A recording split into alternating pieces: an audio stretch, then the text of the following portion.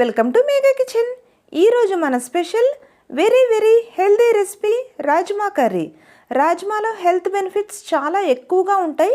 వాటిలో కొన్నిటి గురించి మనం రెసిపీని ప్రిపేర్ చేస్తూ మాట్లాడుకుందాం. దానికంటే ముందుగా మన ఛానల్ని సబ్స్క్రైబ్ చేసుకొని వాళ్ళు ఎవరైనా ఉంటే మరిన్ని వీడియోస్ కోసం ఇప్పుడే సబ్స్క్రైబ్ చేసుకుని మా ఛానల్ని సపోర్ట్ చేయండి. ఇంకా ఆలస్యం చేయకుండా ఈ రెసిపీని మనము స్టార్ట్ చేసేసుకుందామా? Let's start the recipe.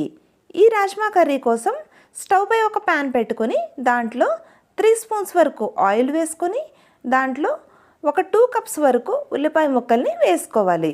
దీంతో పాటుగా ఒక 3 వరకు పచ్చిమిర్చి, 2 రెమ్మల వరకు కరివేపాకును కూడా వేసుకొని దీనంతటిని వేయించుకోండి.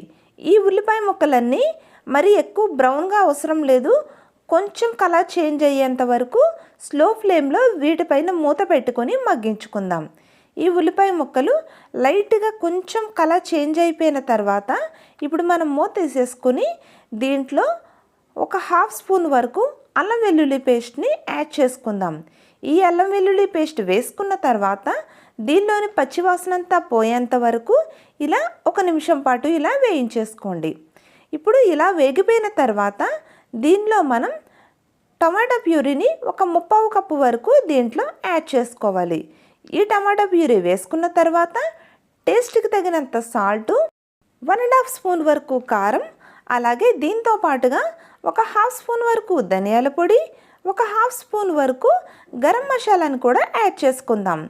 ఈ స్పైసెస్ అన్నీ వేసేసుకున్న తర్వాత వీటితో పాటుగా టమాటా ప్యూరీని మగ్గించుకుంటే చక్కగా ఫాస్ట్గా తొందరగా మనకి మగ్గిపోతుంది. ఇప్పుడు దీనిపైన మూత పెట్టుకొని ఈ వాటర్ కంటెంట్ లాగా ఉంది కదా, అదంతా కొంచెం దగ్గర పడేంత వరకు ఈ టమాటా ప్యూరీని ఇలా మగ్గించుకోవాలి. ఇప్పుడు ఇలా కాస్తంత మగ్గిపోయింది కదా టమాటా ప్యూరీ, ఇలా రెడీ అయిపోయిన తర్వాత ఇప్పుడు దీనిలో మనం మనకి రాజ్మా కర్రీ అంటే గింజలుగా ఉండకుండా గ్రేవీ కూడా ఎక్కువగా ఉండాలి కదా, ఆ గ్రేవీ కోసం మనం ఇలా ఉడికించి పెట్టుకున్న రాజ్మాని ఇలా మిక్సీ పట్టుకుని ఆ పేస్ట్ని ఒక 1/2 కప్పు వరకు దీంట్లో యాడ్ చేసుకోవాలి. దీన్ని యాడ్ చేసుకోవడం వల్ల మనకి గ్రేవీ ఎక్కువగా వస్తుంది. తీసుకునేటప్పుడు కూడా గింజలు మాత్రమే ఎక్కువగా తగలకుండా చిక్కగా గ్రేవీ కంటెంట్ చాలా బాగుంటుంది. ఈ రాజ్మా పేస్ట్ ఇందులో యాడ్ చేసేసుకున్న తర్వాత ఈవెన్గా ఒక్కసారి వీటన్నిటితో పాటు దీన్ని ఇలా మిక్స్ చేసేసుకుందాం. గట్టిగా ఉంటుంది కదా పేస్టు, చిక్కదనంగా ఆ పేస్ట్ అంతా ఇలా ఇందులో మిక్స్ అయిపోయిన తర్వాత ఇప్పుడు మనం ఒక నైట్ అంతా నానబెట్టి ఉడికించి పెట్టుకున్న రాజ్మాని 1 కప్పు వరకు దీనిలో యాడ్ చేసుకోవాలి. ఈ రాజ్మా కూడా ఇందులో యాడ్ చేసేసుకున్న తర్వాత దీన్ని కూడా ఒకసారి ఈ కర్రీలో ఇలా మిక్స్ చేసేసుకుందాం. ఇలా దీనంతటిని మిక్స్ చేసుకున్నాం కదా, చూసారా గ్రేవీ కొంచెం ఎక్కువగా కనిపిస్తుంది. ఈ పేస్ట్ వేసుకోవడం వల్ల ఇదే మనకి మంచి బెనిఫిట్. ఇలా మిక్స్ చేసుకున్నాం కదా రాజ్మాను కూడా. ఇప్పుడు దీంట్లో మనం రాజ్మా ఉడికించుకున్నప్పుడు దాంట్లో ఇంకొంచెం ఎక్సెస్ వాటర్ మిగులుతుంది కదా, ఆ వాటర్ని మాత్రం ఎట్టి పరిస్థితుల్లో వేస్ట్ చేయకుండా ఈ కర్రీలో యాడ్ చేసుకోవాలి. లేదంటే మనకి అందులో ఉన్న హెల్త్ బెనిఫిట్స్ సగం ఆ వాటర్లోనే పోతాయి. సో ఈ వాటర్ ఇలా యాడ్ చేసుకున్న తర్వాత ఇప్పుడు మనకి ఇంకొంచెం వాటర్ పడుతుంది. ఇంకొంచెం వాటర్ మనకి ఒక 1 or 2 కప్స్ వరకు మనకి సరిపోతుంది. మీకు ఒకసారి చూసుకోండి.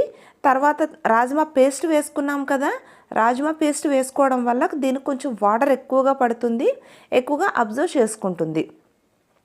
సో ఇలా వాటర్ పోసుకున్న తర్వాత దీన్ని కొంచెం దగ్గర పండిద్దాం. ఈ రాజ్మాలో కాల్షియం ఎక్కువగా ఉంటుంది, బోన్స్ స్ట్రాంగ్గా ఉంటాయి. దీంతో పాటుగా ఫైబర్ కంటెంట్ ఎక్కువగా ఉంటుంది.